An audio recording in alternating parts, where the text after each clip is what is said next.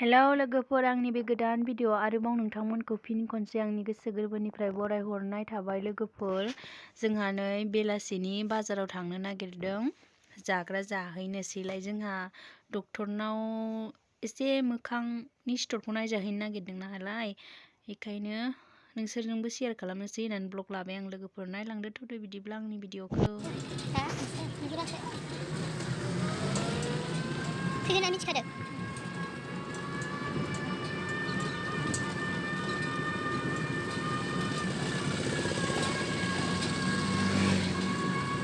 बेवहायनो लाखिदो।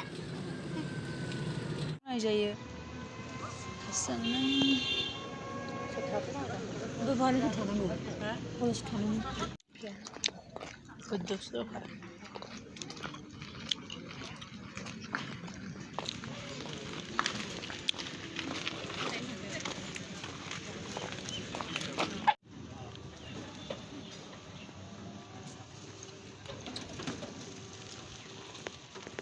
बेखौ हमथाया बाल फांगासिनो आंनिफ्राय सोर नै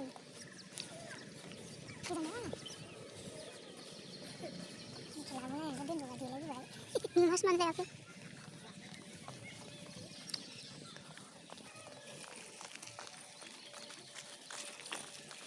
खमियो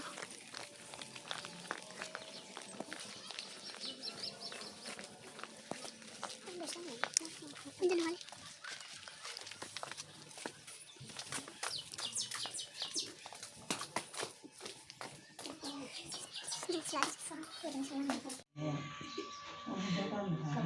सिथर नायजानो फैदों लोगोफोर, नैबे मोखांनि सिथरखौ।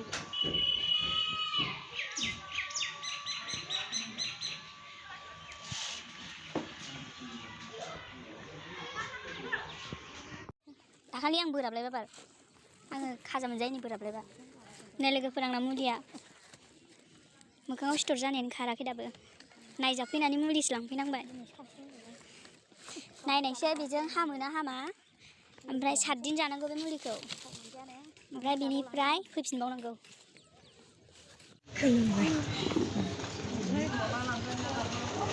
मा लाखो आदै? ए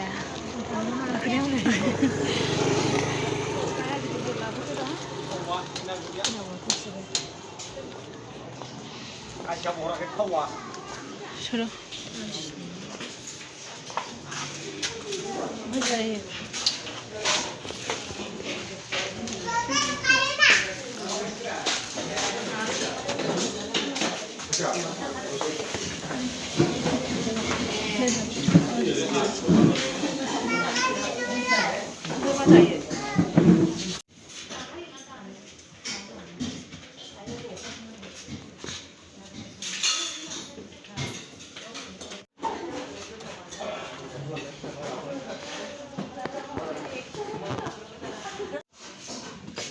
ललिपप जानोसै जोंहा।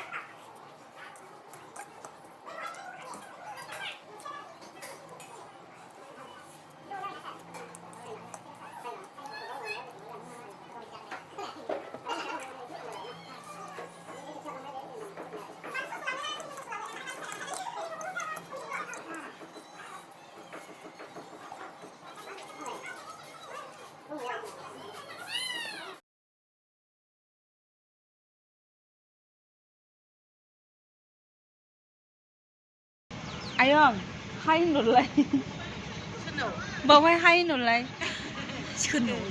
होनाहांलायबावदों मा नोंसोर मानो थाङो बा साइकेल गोनांखायसो लोगो लादों नोंबो लाबाय खुन्दुङा बान मोनफेराखै आइखौ नुवाखै नोंसोरो गाव बायनानै दोनदों ना माथो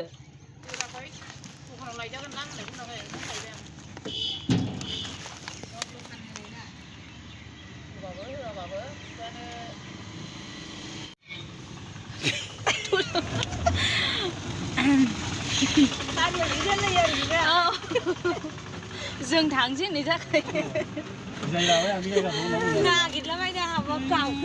जोंहा ओंख्रि लाबाय नै फुख्रिनि ना ओमफ्राय टमेट' आलु ओमफ्राय सामब्राम पियाज सामब्राम गुफुर बानलु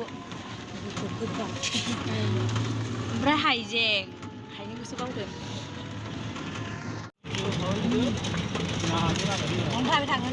आलुजों नाजों ना लादों फुख्रिनि ना ए औ फुख्रिनि ना मा होनो ना बे माबा बैनि थुरिबारिनि माबाया जि मोजां मोजां फानहैदोंमोन होनबा औ अबाय थाङा बै अबाय थाङा ए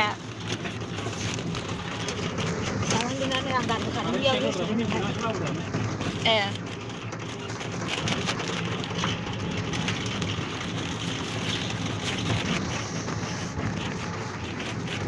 Đang săn ơi. Đang săn đấy ơi. जोंनि गामिनि लामा सिं सिं नङा जि साइसा बिफानिया